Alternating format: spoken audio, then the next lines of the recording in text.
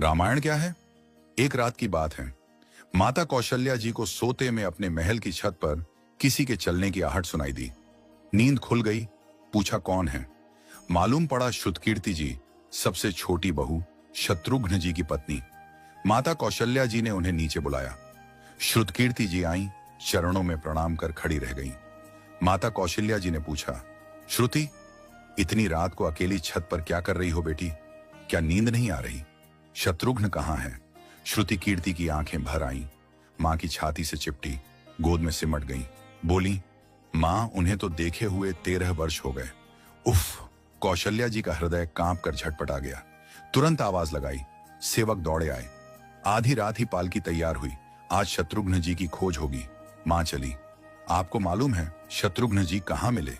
अयोध्या जी के जिस दरवाजे के बाहर भरत जी नंदीग्राम में तपस्वी होकर रहते हैं, उसी दरवाजे के भीतर एक पत्थर की शिला है।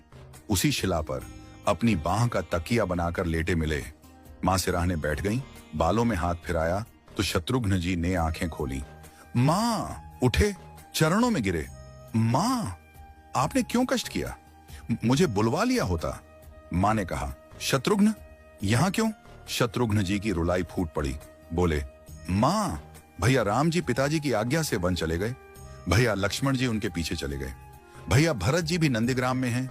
क्या ये महल, ये रथ, ये राजसी वस्त्र विधाता ने मेरे ही लिए बनाए हैं? माता कौशल्या जी निरुत्तर रह गई। देखो क्या है ये राम कथा। ये भोग की नहीं, त्याग की कथा है। यहां त्याग की ही प्रतियोगिता चल रही है और सभी प्रथम हैं। कोई पीछे नहीं रहा। चारों भाइयों का प्रेम और त्याग एक दूसरे के प्रति अद्भुत, अभिनव और अलौकिक है। रामायण जीवन जीने की सबसे उत्तम शिक्षा देती है।